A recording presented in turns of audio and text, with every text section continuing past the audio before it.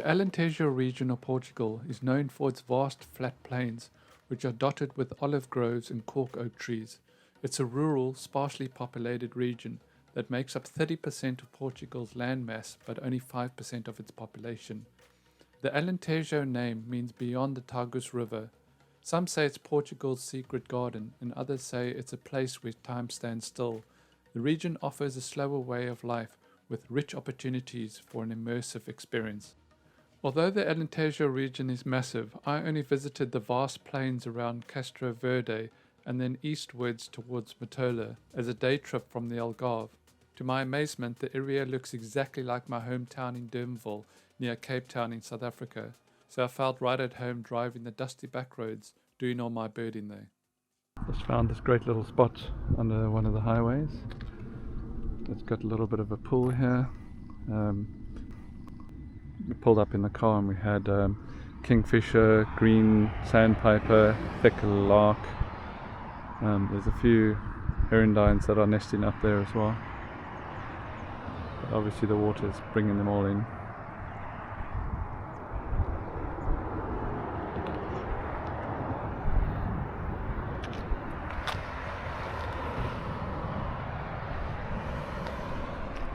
We're just heading further down this farm track. We found some cattle egrets sitting on some sheep. Also here, waiting under the bridge by the fresh water, we had a flyover black kite and a corn bunting that came down to drink. Doubling back on ourselves, we drove down this farm road adjacent to the main road to catch up with a large flock of cattle egret we had seen driving past. While driving, we found several crested lark and a small family group of carrion crows feeding youngsters right by the side of the road. Further down the road, we found this lovely woodchuck shrike, which would turn out to be the first of many we'd see today.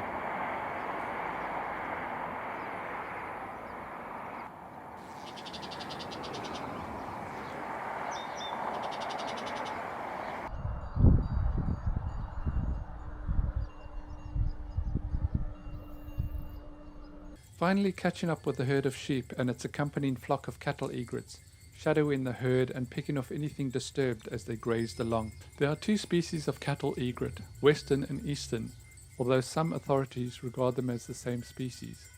Eastern differs from western in breeding plumage, with a buff colour on its head extending down its cheeks and throat, and its plumes are a more golden colour.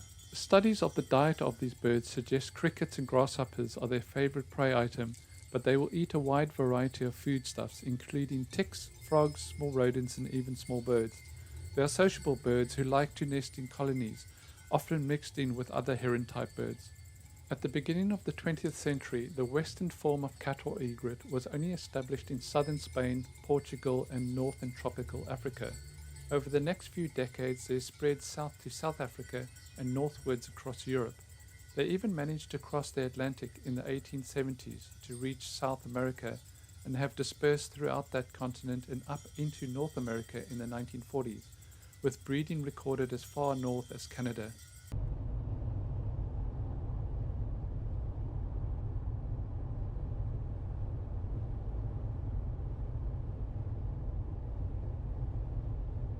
So we've just come to this road to one of our viewpoints, and there's about 8 or 9 rollers sitting on that far fence there with a Montagu's quartering on the back fields there. There's one flying up to the wires now.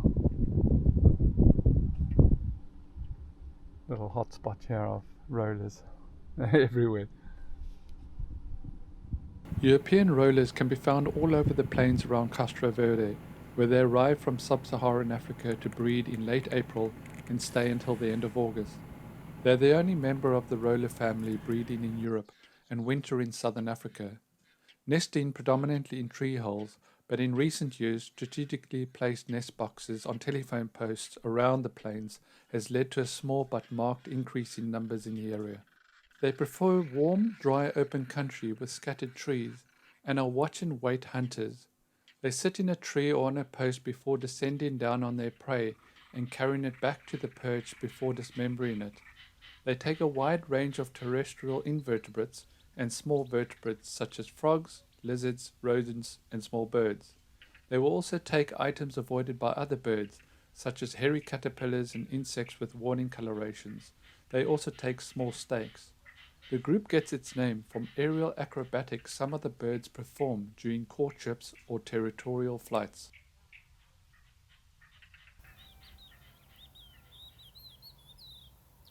Amazingly, also in this field with the rollers, I found a family party of 5 Montagu's Harriers quartering behind. This harrier is a migratory bird of prey that breeds in Portugal in the summer months from March and then moves south to sub-Saharan Africa again in September. Its common name commemorates the British naturalist George Montagu.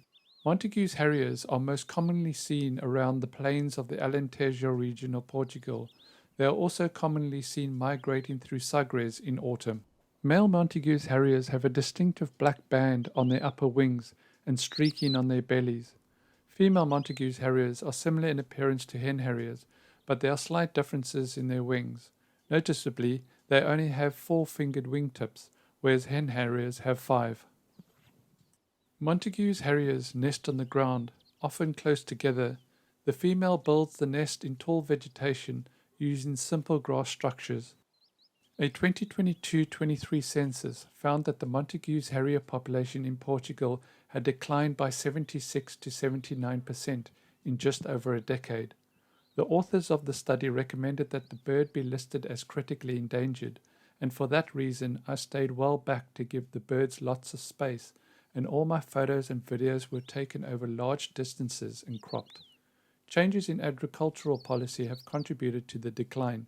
Forage crops are now grown instead of cereal crops, and these crops are cut earlier in the breeding season, which increases the number of nests that fail.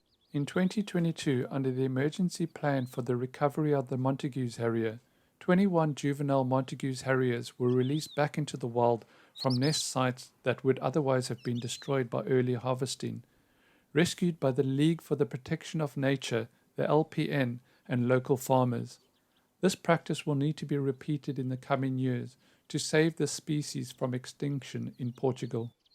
Also occurring here in good numbers were lesser kestrel, with several groups of 5 or more birds seen together. This small falcon breeds across the Mediterranean and into China and Mongolia. They migrate south into Africa for winter. Hard to pick out from common kestrel at distance, but have proportionally shorter tails and wings. But if you can get close enough, lesser kestrel have pale, fleshy coloured talons, where most other falcons are black. They feed mainly on insects, but small birds, reptiles and rodents are also taken.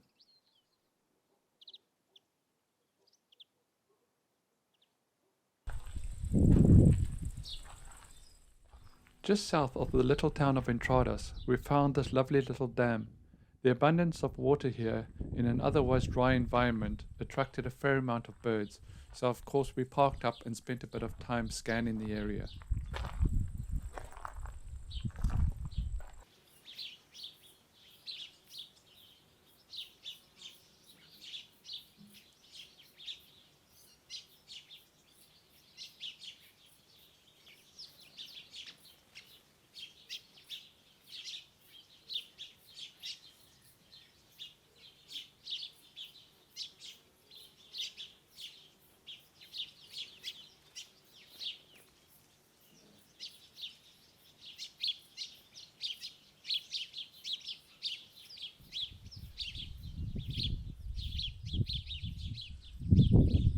Little ring plover, green sand, cattle egrets, barn swallow, crow, black-winged stoat, speckler lark,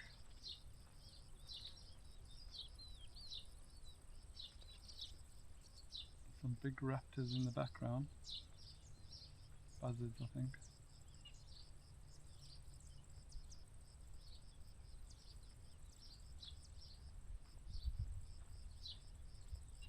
Stone chat. Had a kingfisher down the bottom here as we pulled in. Of course, flushed it before we could photograph it. Great little spot.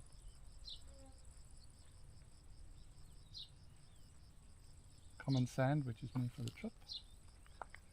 Quick shot on a nice little stone there.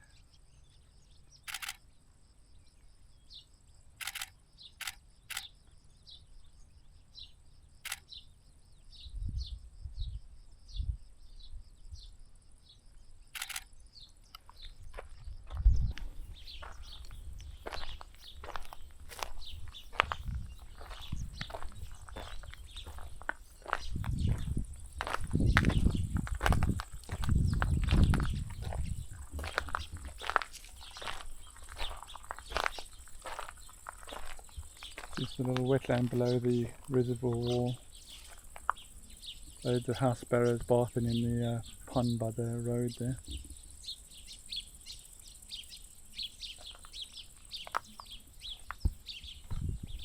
Of course, if you're in a dry environment and you add a little bit of water, it attracts all the birds.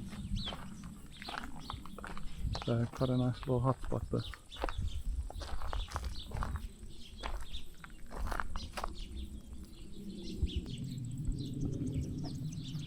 No black stork for us this time, unfortunately.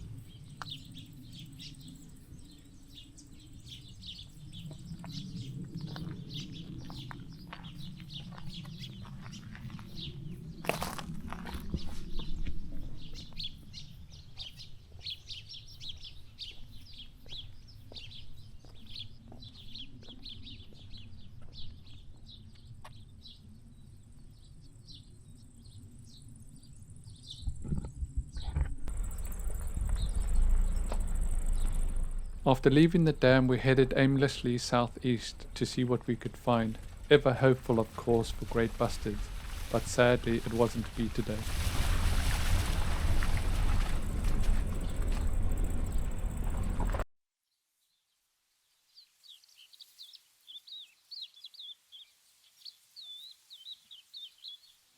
We saw lots of crested lark along our drive. This lark is widespread across Eurasia and North Africa and is non-migratory. Amazingly, there are 33 subspecies across its range. This is a common bird of dry open country and is often seen by the roadside or in cereal fields.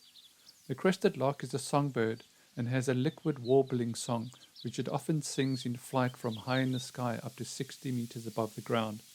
It nests in a small depression in the ground with up to 5 eggs being laid.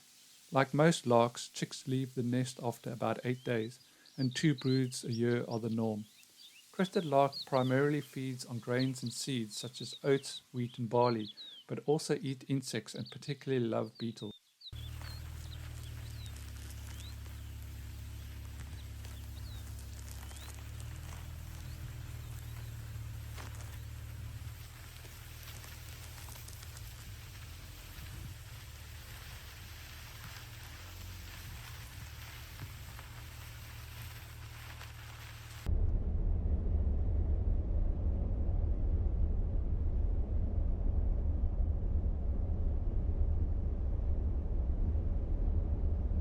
Woodchat shrike is another common species seen all over the plains this day.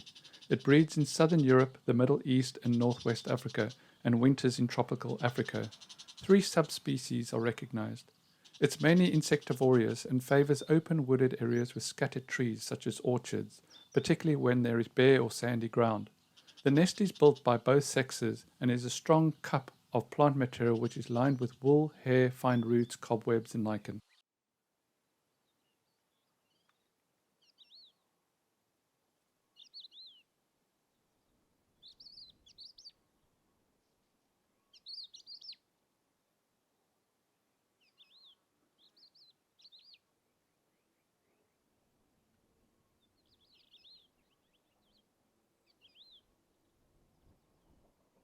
This was just one of several viewpoints we stopped at in the hopes of spotting great bustard, but as hard as we looked, sadly we never saw any of the 2 bustard species this day.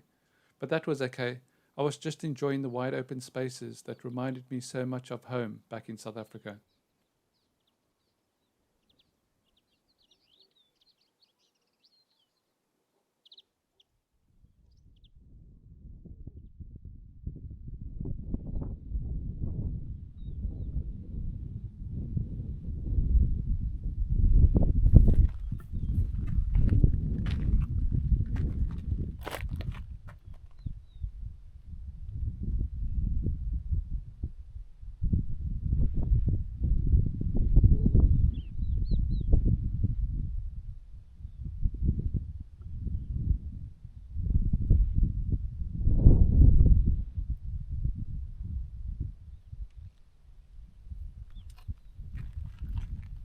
could literally be my hometown in Durbanville. It's splitting image of what I have back home. Whenever I go back home, I always drive the farm roads and they look identical, absolutely identical.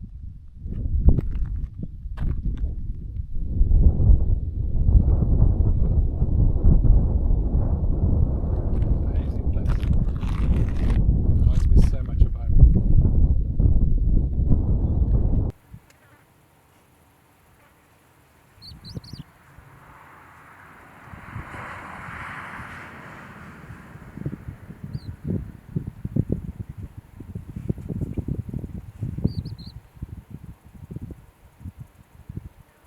As mentioned previously in the video, great efforts are being made to curb the decline of the European roller on the plains around Castro Verde by providing nest boxes on telephone posts, and clearly they seem to be working as shown here. In the 2009 census, just 55 pairs were found in the Castro Verde area. European rollers benefit from various conservation efforts like this. These efforts are part of a broader initiative to support bird species in the region, particularly in the Castro Verde Special Protection Area, the SPA. Nest boxes, along with other nesting sites like breeding walls and clay pots, have been instrumental in improving the habitat for these birds and other cavity nesters like lesser kestrel. Outside of the Alentejo plains, little has been done to provide nest boxes for rollers.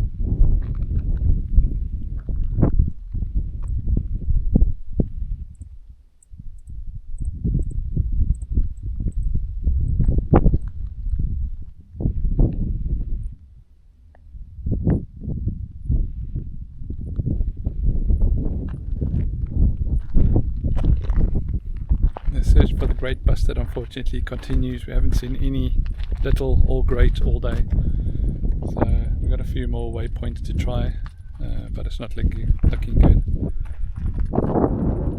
It was amazing to see so many Montagu's Harriers simply driving around the plains.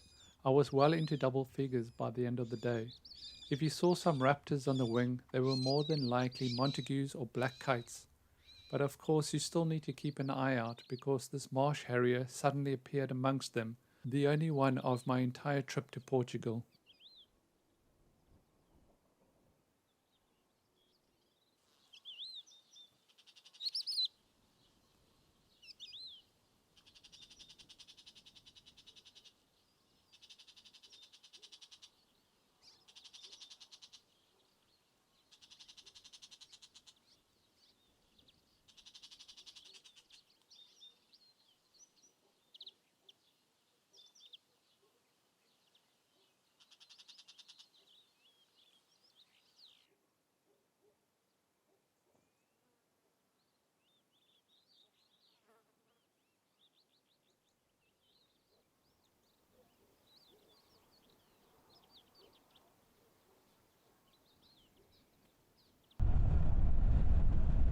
We then drove back up north to visit arguably one of the best viewpoints of the entire Alentejo plain, the little chapel of Senhora da Aracelis.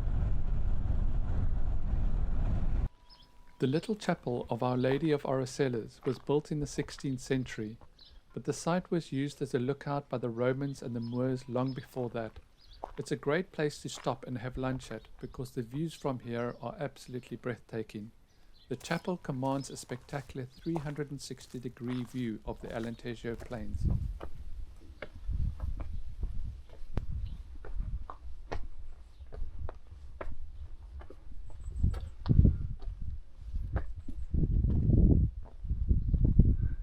Wow.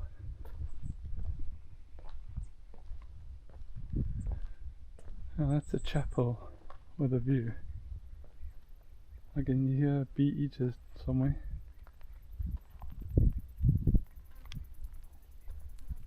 Unreal.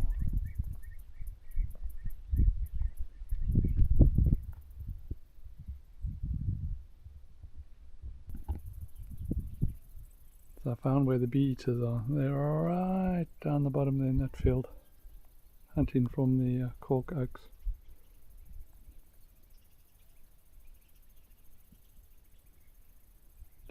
Just by that red road there.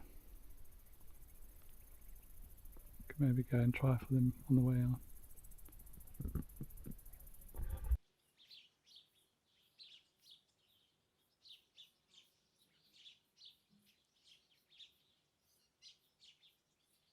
This is an excellent place to observe birds of prey from. For example, Spanish eagle, golden eagle, griffon vulture and black vulture can all be seen from here. And due to its large size and even at great distance, and maybe with the help of a telescope, it's also possible to detect flocks of great bustard, and during the winter, common crane. It's common to see family groups or larger flocks feeding in the cork oak forest areas or resting up next to dams.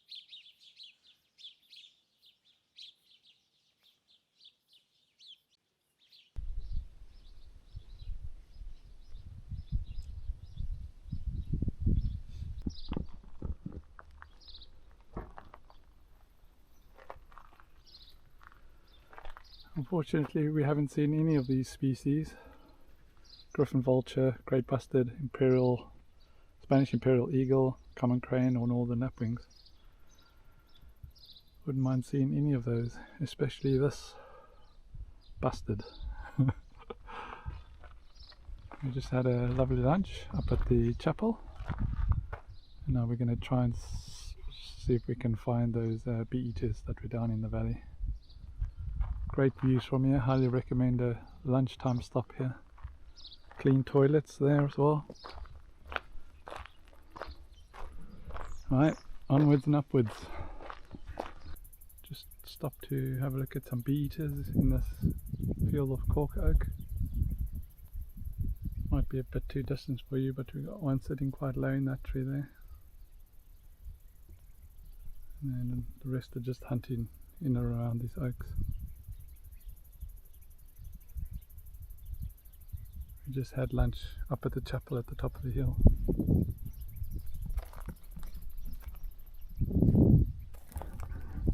European bee eaters are migratory birds, breeding in southern and central Europe, northern and southern Africa, and western Asia, wintering in tropical Africa. Thekla lark breeds across the Iberian Peninsula, northern Africa and sub-Saharan Africa, from Senegal to Somalia. It's a sedentary species and is a common bird of dry open country. There are 12 subspecies recognized, and even pigs like looking at Thekla lark.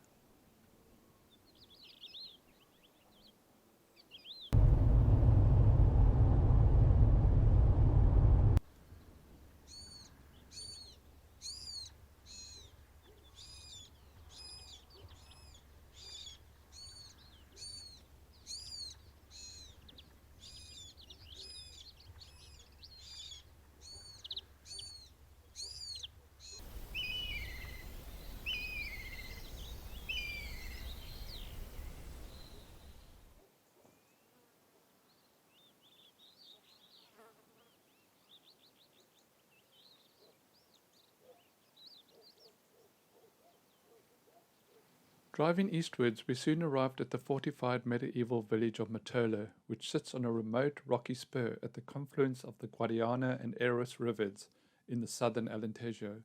Make sure to check both bridges of the town for the breeding colony of lesser kestrel. There are even a few boxes attached to the Ponte de Mértola bridge itself, as seen here.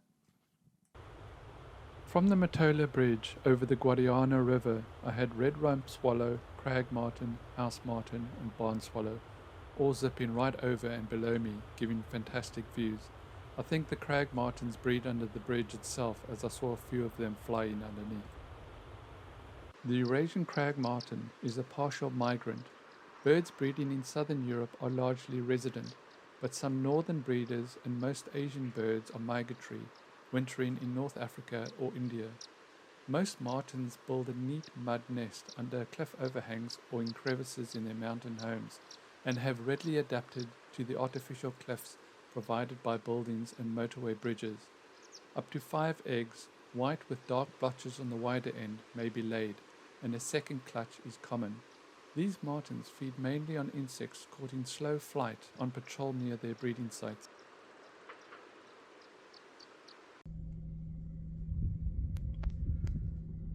We've got a non-paying customer with us. Sitting on the windscreen. He's going to have to hold on for dear life though now. What would you do if you could see a bastard from here? I'll get in the car and drive. I'm going to have to come back and fetch you. I was just going to say, would you be leaving me behind, you bastard?